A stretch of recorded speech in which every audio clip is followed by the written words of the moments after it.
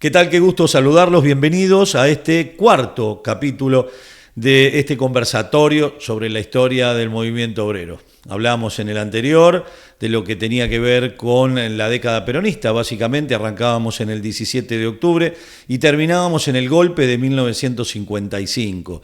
Y acá me parece que hay un punto de inflexión que tiene que ver con aquel 16 de junio de 1955, en donde se dan lo que se conoció como los bombardeos a Plaza de Mayo. Le doy la bienvenida a la profesora Gabriela Loscar. ¿Cómo estás? ¿Cómo estás, Gustavo? ¿Todo bien? Bien, muy bien. Y hoy otro capítulo apasionante, en esta que es una historia apasionante la Argentina, sin lugar a dudas. Esta historia que hoy vamos a abordar desde aquel día, aquel 16 de junio de 1955, hasta un hecho que me parece que marca un punto de inflexión también en la historia contemporánea argentina, que es nada más y nada menos que el Cordobazo. Pero no nos adelantemos, decíamos 16 de junio de 1955, y a mí me parece que marca un antes y un después también en la historia argentina. ¿Por qué? Totalmente. Bueno, es el inicio de lo que después va a ser la Revolución Libertadora, pero ahí se marca un punto fuerte, como decís vos, de inflexión, porque es un claro mensaje, ¿no?, de esos grupos más conservadores y de derecha frente al gobierno peronista, donde confluyen también las Fuerzas Armadas, digamos, una parte de la Iglesia Católica también, y ponen a disposición recursos para iniciar este bombardeo en Plaza de Mayo, que bueno, ahí hay mucho material también para ver, pero es un ataque físico, digamos, y ya no del plano simbólico, sino totalmente contra el gobierno peronista, y es lo que después deviene en la necesidad del exilio del líder peronista para tratar de sostener cierto orden dentro de la sociedad. A veces uno se pone a pensar, ¿no? ¿Por qué? Yo no sé tu caso, vos sos mucho más joven que yo, pero cuando yo fui a la escuela, a la primaria, a la secundaria, muy por arriba, en el año 74, yo estaba en sexto grado, tuve un maestro que habló de los bombardeos de Plaza de Mayo. Pero después es algo que no se aborda en la educación formal, o por lo menos no se abordaba en aquellos tiempos, y realmente hay que tener en cuenta que es el ataque terrorista más grave de la historia argentina por la cantidad de víctimas, Totalmente. por los medios que se utilizaron, sí, y porque además fue la propia Fuerza Armada Argentina. A veces se trata algún tipo de paralelismo con Guernica durante la Guerra Civil Española, pero fueron los alemanes los que bombardearon Guernica. En cambio, el 16 de junio del 55 fueron civiles y militares argentinos los que bombardearon la Plaza de Mayo. Exacto. Y eso, bueno, después, esto, como decíamos antes, se da el exilio de Perón, y la entrada del golpe de vuelta de las Fuerzas Armadas con Lonardi, y después... Ya en septiembre del 55. En septiembre, reemplazado en muy poquito tiempo por Aramburu, pero se da este golpe que se autodenomina Revolución Libertadora. ¿Por qué libertadora? Y porque había que liberar un poco al pueblo de el estigma o de la simbología peronista, también de todo lo que significaba eso. Para este régimen, el peronismo era una aberración que había en la sociedad y que había que extirparlo, ¿no? Entonces va a desarrollar una serie de medidas, de decretos, de legislación, de detenciones de dirigentes sindicales, y de toda aquella persona que estuviera demasiado referenciada al peronismo, lo va a tratar de eliminar de la sociedad para poder limpiar, digamos, entre comillas, a la sociedad de todo lo que tenía que ver con el peronismo. Como dije, decretos que prohibían el cantar la marcha peronista, entonces, bueno, se silbaba, ¿no? Se encontraban otras formas también de poder expresarse. La flor del no me olvides, por ejemplo, como para identificarse. Exactamente. Prohibiciones a derechos, intervención en la CGT, en los sindicatos, ¿no? Intervenciones militares, por supuesto, ponían interventores militares en esos sindicatos, y detención de esa primera línea de dirigentes sindicales, cual también es importante en este momento de la historia porque va a haber una nueva camada de dirigentes que me imagino los mandos medios de los sindicatos. Exactamente, que van a tener que empezar a ocupar ese rol. Entonces ahí se genera una nueva camada de líderes sindicales, ¿no?, distinguida de los líderes más pertenecientes al primer y el segundo gobierno peronista. No hay que olvidar que en el 56 también se da un hecho que también es poco difundido en la historia argentina, increíblemente, sí, que son los fusilamientos del 9 y el 10 de junio de 1956 a civiles, a militares, unos militares que intentaron terminar con este gobierno de la revolución mal llamada libertadora, pero que fue rápidamente conjurado por Aramburu, por Rojas, y que terminó con muchísimos fusilados, más de una treintena de fusilados, algo que por ahí hoy uno lo piensa y parece algo increíble, bombardeos, fusilamientos. Sí, el fusilamiento de Valle, y por eso se le llama también la fusiladora, ¿no? A esta revolución libertadora, este régimen. Por eso, por todo lo que implica, la violencia que implica y que instala también en este momento de la historia. Me imagino un movimiento obrero disgregado, un movimiento obrero que estaría desconcertado ante esta situación. ¿Cómo se fue generando, cómo se fue rearmando, cómo fueron esos dirigentes medios llegando a los lugares de conducción y qué fue lo que pasó, Gaby? Bueno, imagínate que llega este golpe de Estado. Hay un montón de derechos que ya no se pueden gozar en este momento y, como dijimos, organizaciones intervenidas y demás. Está el peronismo proscripto como partido político, es lo que va a pasar de acá hasta el 73, por lo cual vamos a decir que las elecciones que se van a dar en este periodo, o sea, son periodos semidemocráticos, porque hay un partido político que está proscripto, es decir, aquel partido que en este caso representaba a las mayorías no participaba en elecciones. Entonces no hay partido político que represente a una gran parte de la sociedad y el movimiento obrero va también a ganar terreno en ese lugar, ¿no? Primero, por un lado, se va a gestar la resistencia peronista desde las bases de los trabajadores y las trabajadoras en las comisiones internas, que te acordás que lo habíamos visto en el capítulo anterior. Sí. Esas comisiones que estaban en los lugares de trabajo y que van a ser un gran foco para la resistencia o un gran lugar para que emerja esa resistencia en los lugares de trabajo. A veces decimos, ¿no? ¿Cómo separamos la política gremial de la política partidaria? Hay algunos puristas que dicen, a ver, una cosa no tiene que ver absolutamente con la otra. Ahora, como clase social, que la clase trabajadora lo es, sus representantes, y cuando vos ves avasallados tus derechos, tus conquistas, lo que tanto tiempo tardaron en llevar adelante, en poder concretarlo, y que muchas de ellas tuvieron plena vigencia durante la década peronista, se encuentran con esta historia. Y me imagino que obviamente nadie se banca pasivamente durante mucho tiempo ser pisoteado. Sí, así como está la consigna ahora de lo personal es político, podríamos decir que lo gremial es político también, ¿no? Porque depende del desarrollo gremial y el alcance que tengan los sindicatos y los derechos, dependen también del contexto político, ¿no? Entonces, en este caso, digo, se hicieron cargos, se hicieron carne de la situación política y en el 1957 hay un congreso normalizador que se intenta recuperar la CGT, eso no se da y se divide entre 32 gremios democráticos que eran más afines al gobierno, más dialoguistas, o al régimen mejor dicho, y las 62 organizaciones, que van a ser las organizaciones, o sea, los sindicatos peronistas que se nuclean en esa organización, que bueno, que hoy la conocemos también, persiste hasta nuestros días, y va a ser un gran órgano del movimiento obrero y a través del cual se va a tratar de operar políticamente también, o sea, de desarrollar la política peronista al no haber un partido político. No hay que olvidar que en aquel 1957, además, se deroga por bando militar, en el 56 en realidad, se deroga la Constitución del 49, sí. Hay elecciones para una convención constituyente, sin el peronismo, obviamente, y se crea la Constitución, la nueva Constitución en 1957, en donde, por ejemplo, desaparecen los derechos de los trabajadores que tenían rango constitucional. El 14 bis. Sí, no, pero digo, más allá de eso, en la del 49 hay un capítulo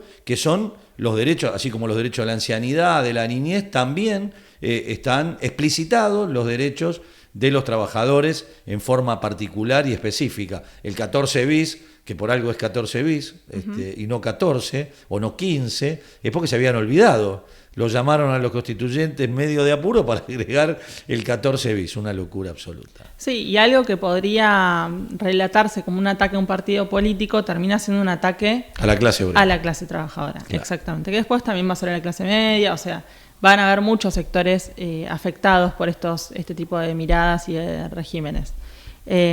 Así que sí, totalmente. También la lucha política se encausa a través de las 62 organizaciones que van a lo largo de estos años a tratar de transformar en un factor de poder, ¿no? Lo que se dice como dotar de poder a esas 62 organizaciones para la lucha política y para que a partir de esas 62 también bajen los lineamientos del líder, ¿no? El líder que estaba en el exilio, que va a estar muchos años en Puerta de Hierro, en Madrid, y que por más que esté en el exilio no va a estar ausente. Va a seguir conduciendo el partido, el movimiento. En épocas que no existía el WhatsApp, y sí, ni siquiera el mail, ni un montón de cosas, ¿no? Y yo ahí como a veces para nosotros es difícil imaginarnos esa época sin la comunicación que tenemos hoy en día. Me parece clave la lectura de Conocer a Perón, de Abel Medina, o sea, cómo relata esa cotidianeidad en el diálogo, en los viajes, la cantidad de viajes que se hacían a Madrid, bueno, cómo era ese diálogo y también en un entorno de clandestinidad, ¿no? O sea, no era fácil, no era una llamada telefónica y ya está, porque obviamente eso estaba todo intervenido. Entonces, planificar la resistencia, el retorno del líder tenía que ser muy cuidado y bueno, eso en un mundo sin la comunicación. Las llegadas de las cintas magnetofónicas que se ponían y se divulgaban mientras se podía, porque en algún momento se cortaba la cadena. 1958 se crea UPSA, digo esto como un tema lateral, pero que tiene que ver con esto. Un sindicato de personal superior y profesional, en este caso, que nace como APSA, como Asociación de Personal Superior y Profesional de Empresas Aerocomerciales, y que está inmerso dentro de un movimiento, de un montón de organizaciones de este tipo que se da durante el gobierno ya de Frondizi, que permite a muchas asociaciones profesionales y de personal superior agruparse. Más que nada nace esto como una defensa de los sindicatos de base, de la intención de quitarle a los sindicatos de base un poco de poder. Bueno, con el tiempo y los años terminaron siendo aliados, ¿no? Los sindicatos de personal superior y los sindicatos de base. Nosotros tenemos aquí nuestro ejemplo más acabado, donde formamos parte en su momento de la FAPA o hoy dentro de los gremios unidos aeronáuticos. Tenemos un trabajo espalda con APA permanentemente en todas las empresas en las que estamos, así que bueno. Sí, sobre todo por esta conciencia de clase, más allá de los rangos que puedan existir dentro de Somos todos un clase lugar de trabajadora. Trabajo. Claro, exactamente. Y esto hay que puntualizarlo siempre y dejarlo bien en claro, más allá del lugar que te toque de conducción o no, trabajadores somos todos. Exactamente, sí. 1958, Frondizi llega a la presidencia, sí, con un pacto con Perón.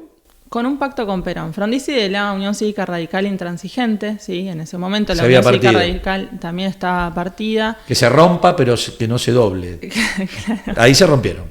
Acá empiezan también todas las complejidades de la historia, de los partidos y de las divisiones, pero bueno, es parte también de las discusiones que se van dando en cada momento, ¿no? Gana Frondizi con un pacto con Perón, o sea, ¿por qué se da este pacto? Para direccionar los votos del peronismo a un candidato, como en este caso a Frondizi, Frondizi haciendo ciertas promesas que después, bueno, no se cumplen todas, pero prometía libertad a los presos políticos, bueno, devolver la CGT en este caso, bueno, una serie y tratar de sostener algunos derechos que se habían conseguido durante el peronismo. Rogelio Frigerio es quien viaja a Madrid a negociar con Perón, que no es el actual gobernador de Entre Ríos, el actual gobernador de Entre Ríos es el hijo de aquel Rogelio Frigerio. Para contextualizar y para algunos nombres y apellidos que se repiten en el tiempo. Alguna vez hablamos de Federico Pinedo en otro capítulo de estas entregas, hablando de entregas. Bueno, sí, seguimos, Gaby. Bueno, y se da este pacto, gana Frondizi en el 58, pero después entran a jugar capitales extranjeros, ¿no? El Fondo Monetario Internacional, acá se toma deuda con el Fondo Monetario Internacional, la primera de la historia. Bueno, obviamente, siempre que se toma deuda con el fondo impone condiciones, ahí se da esta llegada de capitales extranjeros y se propone la privatización de algunas empresas, entre ellas el frigorífico Lisandro de la Torre. ¿Por qué es emblemático? ¿Por qué es algo que queremos contar en esto? porque era un frigorífico también de la época del peronismo, que significaba mucho también para la historia del barrio de Mataderos, exactamente, y además porque era símbolo de lo nacional, ¿no? De la industria nacional. De aquella lucha de Lisandro de la Torre que le costó la vida, ni más ni menos, ¿no? Porque se quita la vida viendo que no podía, obviamente, contra un enemigo muy poderoso que eran los capitales británicos en aquel momento. Exactamente. En ese conflicto apoyan a los trabajadores de la carne las 62 organizaciones, o sea, muestran un apoyo en esas cosas, ¿no? que también hacían en los distintos conflictos como para generar ese factor de poder que decíamos anteriormente. Y en el conflicto intervienen también las fuerzas, o sea, los militares, ¿no? Como para terminar el conflicto. Y acá nos damos cuenta también de la escalada del nivel de violencia y de la forma de resolver lo que pasaba en el plano de los conflictos obreros. Frondizi implementa algo que se llamó Plan Conintes, Plan de Conmoción Interna. Y con esto era, bueno, un poco como un protocolo antipiquetes, digamos, pero anterior. Sí, y primero se da en secreto, después sale a la luz, pero tiene que ver con un lineamiento también de las políticas de Estados Unidos frente a como bajo esta doctrina de seguridad nacional, ¿no? que se da después, que imperaba en aquellos años. Exactamente, como para que sostener ese orden, ¿no? El orden de ellos, y que bueno, después se va a desarrollar aún más con mayor profundidad, y también porque pasa algo a nivel internacional que a Estados Unidos lo preocupa mucho, que es la Revolución Cubana. Exacto. Los barbudos. Claro, y la posibilidad de que eso se desparrame, digamos, en la región, en Latinoamérica, en el Caribe, bueno, que eso sea real, ¿no? La posibilidad real de que eso se concrete en algunos otros países, y por eso también este plan Conintes como para sostener el orden que decíamos antes y evitar que eso pase. También este es un periodo donde se pasa de una época de resistencia a una organización mucho más robusta y colectiva, ¿no? No tanto individual, la resolución nada, sino que se organiza colectivamente el movimiento obrero, pero también los jóvenes, ¿no? El sector juvenil, los estudiantes que se van a dar en este momento. Y hay una reacción frente a ese régimen o a esos tipos de gobiernos, y se van a dar también por varios factores. Esto me parece importante como destacar o mencionar estos factores para entender un poco el contexto y por qué reacciona de esa manera.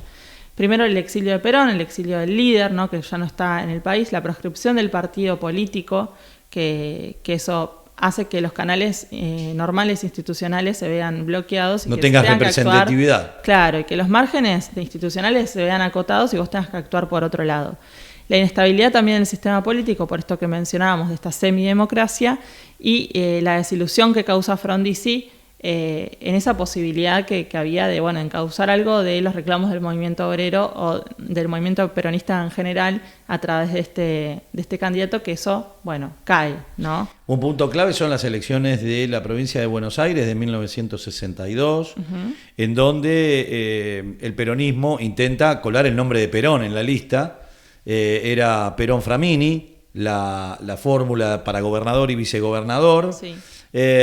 Obviamente el nombre de Perón es impugnado, se lo quita, terminó siendo Framini-Anglada la fórmula, y termina ganando las elecciones. Y al otro día lo que se hizo fue suspender las elecciones. Digo, para que entremos por ahí los más jóvenes de lo que estamos hablando. Es como si mañana hubiera elecciones en la provincia de Buenos Aires y el candidato oficialista no gana, se anulan las elecciones. Bueno, eso es lo que se hizo en 1962, como para, además, ponerle, para establecer analogías con el hoy, fue ponerle el último clavo al gobierno de Frondizi, ¿no? Porque que el gobierno de Frondizi tenía concurrentes y frecuentes planteos militares, y termina, con lo del 62, donde nadie esperaba el triunfo de Framini Anglada, y terminaron ganando las elecciones, y terminó el gobierno de Frondizi. Esas elecciones reflejan que el peronismo seguía vivo. Exacto. Y que se cristalizaban en esas elecciones. Digo, que no había para las Fuerzas Armadas, para esos sectores más de derecha, más conservadores, no se había terminado y era una amenaza, ¿no? Entonces, una salida democrática o unas nuevas elecciones iban a implicar eso, que se direccionen los votos peronistas hacia el candidato que ellos quisieran. Unas Fuerzas Armadas que estaban divididas en dos grandes bandos, azules y colorados. Exacto. En realidad eran gorilas y muy gorilas, digo, no, esa era la diferencia que había entre los dos bandos de las Fuerzas Armadas de aquel momento, digo, y que terminaron con el interinato de Guido como una salida para no ser ellos quien tomaran nuevamente el gobierno, un títere de las Fuerzas Armadas. Sí. Y dentro de esto, el movimiento obrero organizado buscando lugares de participación y buscando cómo no perder derechos fundamentalmente con su clase, ¿no? Exacto. Y ahí, bueno, las 62 en estos años van ganando poder y organización, ¿no? Va a estar la figura de Bandor, el líder de metalúrgicos, muy fuerte también dentro de esas 62 organizaciones, con un gran respaldo de la UOM, ¿no? Como un gremio también bien posicionado, con muchos afiliados y demás. Pero paralelamente a esto también va a ir creciendo como las CGTs regionales, ¿no? Ganando cierta autonomía de la cúpula o de esa conducción más grande, ¿no? En este caso igual está intervenida hasta el 63, que se devuelve la CGT y que la conducción va a ser de las 62 organizaciones, pero empiezan a tomar cierto protagonismo la CGT, por ejemplo, regional de Córdoba, ¿no? Por toda la industria que hay en la región. Claro, la industria automotriz muy grande, ¿no? Claro, la industria automotriz, se instala ahí, Carrenó, como fábricas ahí bien fuertes. Y ya anteriormente, en el 57, se crea el programa, ellos crean el programa de La Falda, ¿no? Después de Huerta Grande. O sea, cuando vos decís programas, son programas políticos prácticamente de gobierno. Sí, hablan de un plan de gobierno. Y esto también habla de esa expresión política que puede desarrollar el movimiento obrero en este momento, ¿no? Que habla desde otro lugar, no habla solo del campo laboral o del campo de los derechos laborales, sino que también instala reclamos y demandas a nivel social, político y económico. Es un plan de gobierno. ¿A qué se parece de lo que vimos en los primeros tiempos del sindicalismo, cuando se dividían en anarquistas, en socialistas? ¿A dónde estaría más cerca ese planteo? Porque prácticamente, si vos elaborás un plan de gobierno, lo que estás haciendo prácticamente te pones como opción política. Uh-huh. ¿A qué se parecería más si vos lo traspolás a los primeros años del sindicalismo? Digo, cuando el socialismo decía, bueno, con un partido político que podemos llegar al poder, o los anarquistas que decían el poder es de los trabajadores. No, ellos reclaman participación política, reclaman la devolución. Más parecido a lo que fue los socialistas en la década del 20 y del 30. Claro, y que es posible, digamos, mejorar la situación a través de la práctica parlamentaria, o sea, del ejercicio parlamentario de un partido político. En este caso, los trabajadores reclaman la devolución del partido político y además porque también están en una situación diferente. Esto también está bueno verlo porque habían podido participar políticamente en los gobiernos peronistas anteriores, ¿no? Entonces, y son un sujeto, como dijimos, ¿te acordás en el capítulo anterior? Como el reconocimiento de los trabajadores como un sujeto político, sí, que participa políticamente, o sea, un sujeto que está en ese escenario. Y acá hablan desde ese lugar también, o sea, se habilitan a hablar de una demanda a nivel social, político y económico y de plantear un plan de gobierno. Es muy interesante leerlo, es muy cortito, si lo buscan lo pueden encontrar y lo pueden leer, y ahí se refleja claramente las demandas de ese movimiento obrero, que habla también desde un lugar político, como decíamos antes. Entonces está el programa de La Falda primero, después el programa de Huerta Grande, y después ya un poquito antes del gobierno de Ilia, ¿no? Que es de la Unión Cívica Radical del Pueblo, que gana las elecciones del 63, el movimiento obrero plantea, a través de las 62 organizaciones, el plan de lucha, ¿no? Que tiene dos etapas, una antes de Ilia y otra después de la asunción ya de Ilia. Dejá de meter algo acá, porque si no la gente dice, estos sindicalistas que hacían un lío bárbaro, ¿por qué no dejaban que gobernaran tranquilamente, tanto Frondizi primero, el interinato de Guido y después Ilia? Ilia, hay que decir que asume el poder con muy poco apoyo político y con una cantidad enorme de votos en blanco, que más fue la orden. Votos en blanco que votos a él. Exacto. O sea, ¿por qué? Porque en este caso no hubo pacto, no hubo cesión de votos, sino que la orden que vino desde Madrid fue el voto en blanco. Con lo cual ratificaría la falta de legitimidad real de estos gobiernos, porque vuelve a ser el partido mayoritario el que estaba proscripto. Claro, los votos en blanco eran votos peronistas, en realidad, exactamente. Y acá se desarrolla esa segunda etapa del plan de lucha, ¿no? Que también los planes de lucha que se dan a nivel nacional tienen esta intención de primero poner en la esfera pública las demandas del movimiento obrero y reclamar por esa participación que decíamos antes. Ya para este momento también las 62 organizaciones entran en discusión interna y se da esta división porque esa figura de Bandor, que decíamos antes de Augusto, Timoteo Bandor, sí, señora, había crecido, pero tenía unas características particulares y de ambiciones personales muy fuertes, ¿no? Era por un lado un dialoguista y por el otro soñaba con un peronismo sin Perón. Sí, y eso también es digamos, alerta a Perón, ¿no? Manda en ese momento a Isabelita también a dialogar. Acá aparece Isabel Martínez de Perón. Exacto, como la mujer de Perón. Era la tercera esposa de Perón. Sí. De la cual había conocido en el exilio, se había casado, creo que por allí por 1960 y algo. Esa fecha no la tengo. No la tengo, tampoco. Sí. La averiguamos. Sí, después la averiguamos. Pero bueno, ella es la enviada como para tratar, entre otros, ¿no? También para tratar de un poco de ordenar eso.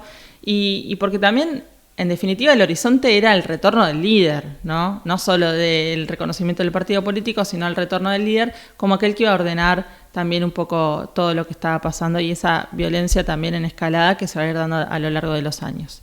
Ese crecimiento de la figura de Bandor trae conflictos, se termina dividiendo porque está esta tensión entre un peronismo sin Perón y hacer todo lo posible y luchar todo lo posible por el retorno del líder, y se dividen las 62 organizaciones entre las 62 leales a Perón y las 62 de pie junto a Perón, ¿no? Las leales van a ser las que correspondan a la línea bandorista, en este caso, que tampoco van a durar mucho porque esto también se refleja en unas elecciones provinciales donde va un candidato por Bandor y un candidato de las 62 de pie junto a Perón y gana por mucha cantidad de votos el candidato de Perón. Entonces ahí se desvanece un poco la intención bandorista y también genera una amenaza para las Fuerzas Armadas, porque la línea bandorista era una posibilidad de continuar con ese diálogo, ¿no? Como vos dijiste, era una figura más dialoguista, más negociadora, un poco más flexible, era una posibilidad de continuar bajo la línea bandorista sin demasiada presencia de Perón, por decirlo de alguna manera, y con esta caída de esa posibilidad había digamos, o una salida más revolucionaria posible o la entrada también de las Fuerzas Armadas, ¿no? Como, no sé si se entiende esto, pero sí. Se cae esa posibilidad. Esto marca que cada vez que pasó antes de la década peronista y después de la década peronista, que cada vez que el movimiento obrero es agredido o cada vez que el movimiento obrero tiene gobiernos hostiles, ¿se divide el movimiento obrero? ¿Termina dividido? Porque pasó antes, cuando había, hablábamos un poco por el tema ideológico, la FORA, la USA y toda la cantidad de siglas que hubo en la década del 20, del 30. Pasó también en esta época de la proscripción del peronismo, en donde el peronismo empieza a dividirse, y pasó después con la dictadura, y digo, en donde hay sectores que intentan recomponer la situación a través de una actitud dialoguista, por llamarlo de alguna manera, en algunos casos más que dialoguista, y en otros con los que son más combativos. Dialoguista sinónimo también de ceder ciertos derechos. Por eso digo, claro, ¿no? Dialoguista, y aquí a veces se pasaban de la raya, claro, ya de tan dialoguistas que eran. Y por el otro lado, los que son más combativos. Esto ha pasado, es una línea histórica, ¿no?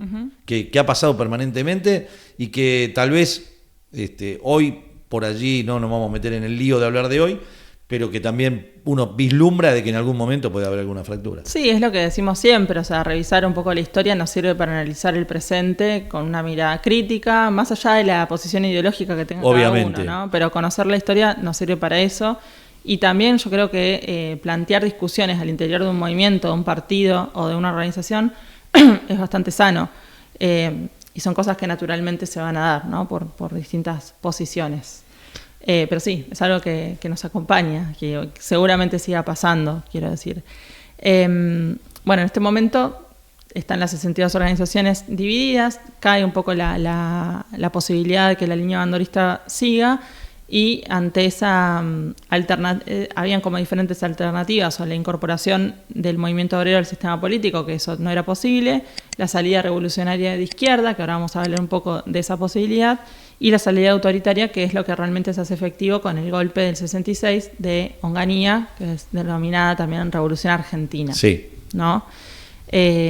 ¿Por qué había la posibilidad de una salida revolucionaria? Por lo que dijimos, como antecedente de la Revolución Cubana, y porque también empiezan a surgir grupos guerrilleros en este momento. FARC, ERP, CIFAL, o sea, como distintas organizaciones que son más de izquierda, o sea, que plantean la caída de un sistema, ¿no? Del sistema capitalista también. Entonces, eso está ahí latente y es una amenaza también para las Fuerzas Armadas, y se da este golpe de Estado de Onganía. Otra cosa que también me parece muy importante destacar para esta época es el surgimiento de los sectores juveniles como una figura que empieza a ganar protagonismo, ¿no? Como un actor que empieza a ocupar un terreno también en el campo político, ¿no?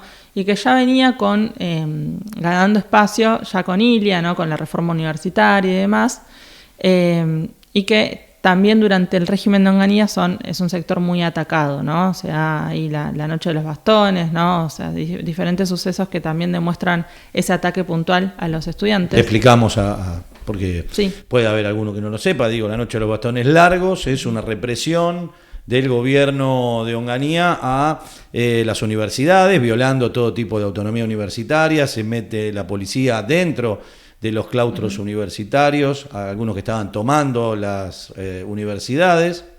Estamos hablando de 1968-69, y lo sacaron a bastonazos de adentro, ¿no? Con ese palito para abollar ideologías, como decía Mafalda, lo sacaron a los estudiantes de adentro, fueron encarcelados algunos, de una manera bastante poco democrática.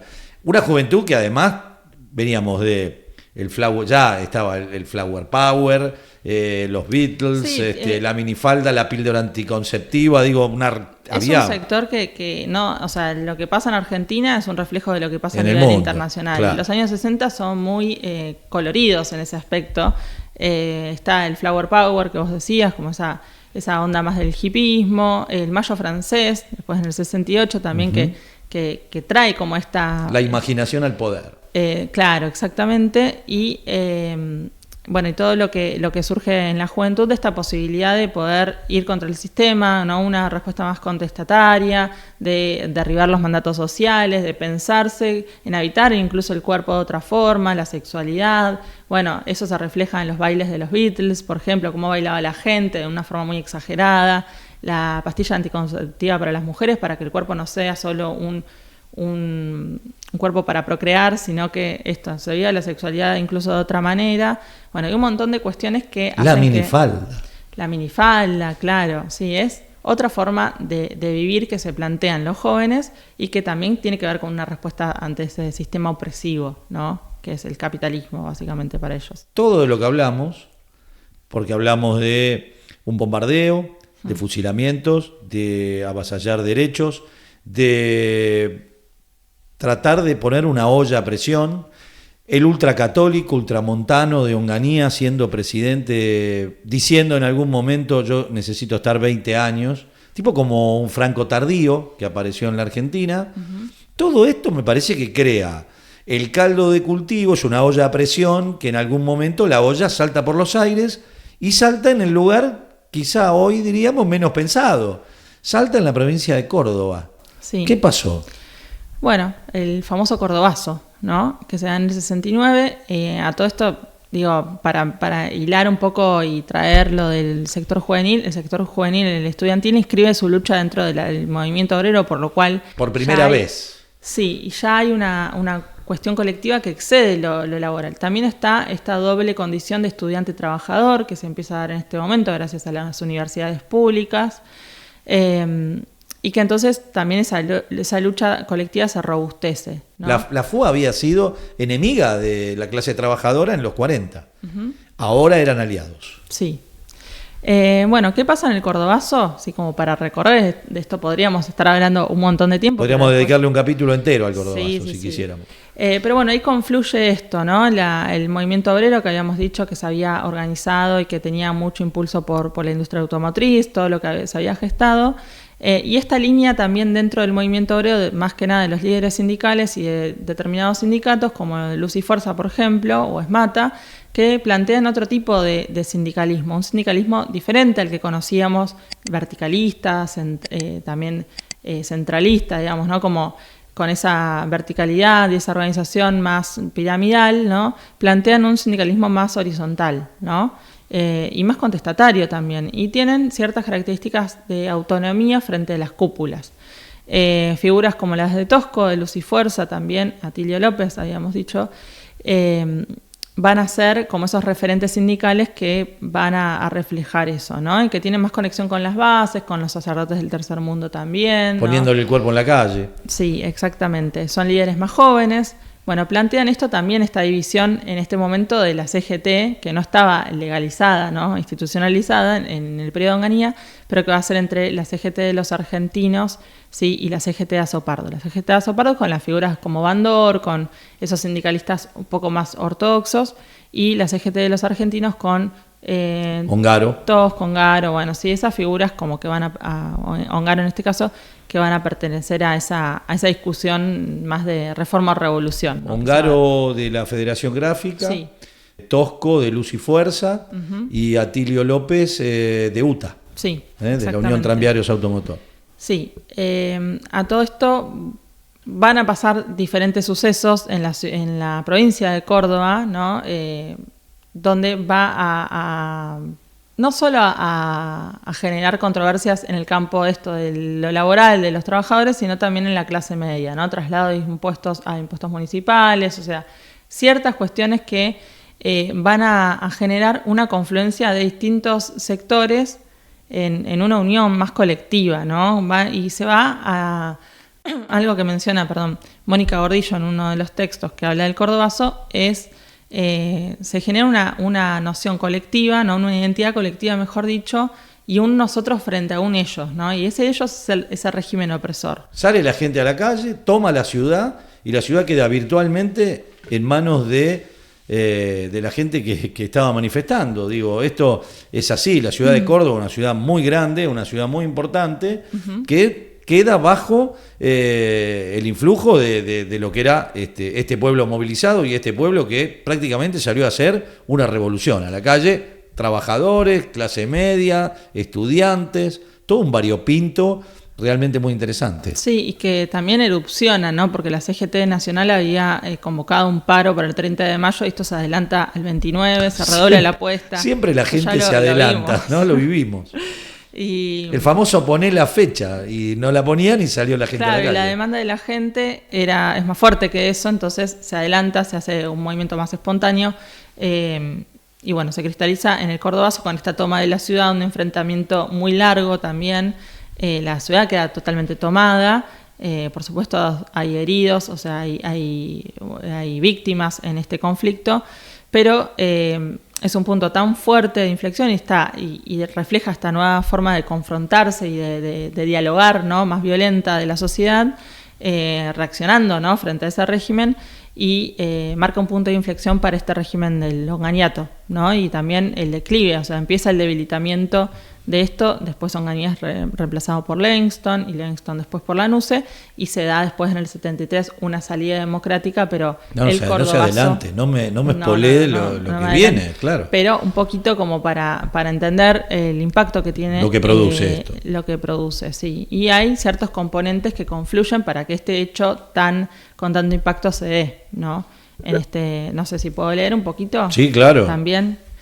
algo que me gusta mucho como para hablar bueno, qué fue lo que hizo posible culturalmente también el Cordobazo, y lo hizo posible el enmarcar culturalmente la posibilidad de la acción. Se construyeron socialmente los 3 componentes básicos para la acción colectiva: la percepción de una injusticia, de algo que como un colectivo estamos viviendo como injusto, el convencimiento de que era posible revertir esa situación a través de la acción, que esto es algo que también reflejan los jóvenes, y la construcción de una fuerte identidad, unos otros capaz de promover los cambios, ¿no? Como esos tres componentes que me parecen muy claros para explicar por qué se da el cordobazo. En tiempos del yo hablamos del nosotros, importante.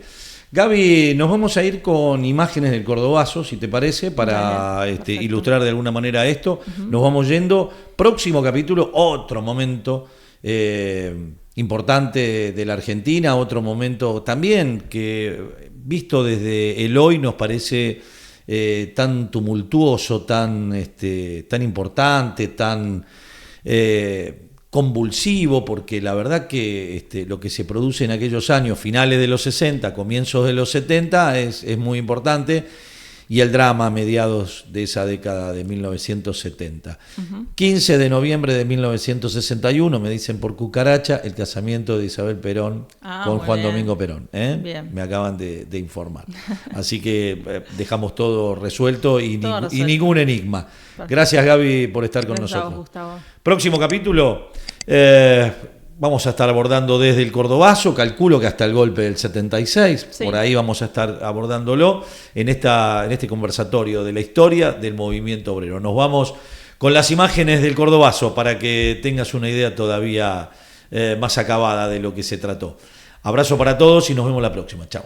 En la mañana del 29 de mayo de 1969, miles de obreros cordobeses abandonan sus lugares de trabajo y comienzan a marchar hacia el centro de la ciudad para protestar contra las políticas de represión y ajuste impuestas por la dictadura encabezada por Juan Carlos Onganía.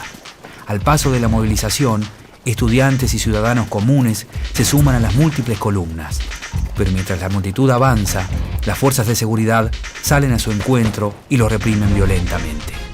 Los manifestantes hacen frente a la policía y en pocos minutos la furia contenida de la población transforma la protesta en un verdadero levantamiento popular. El clima de toda la ciudad de Córdoba es similar a este. Creo que sobran las palabras y que las imágenes son elocuentes. Los vecinos colaboran intensamente con los manifestantes, arrojando desde balcones y ventanas todo tipo de elementos que puedan servir para armar las barricadas.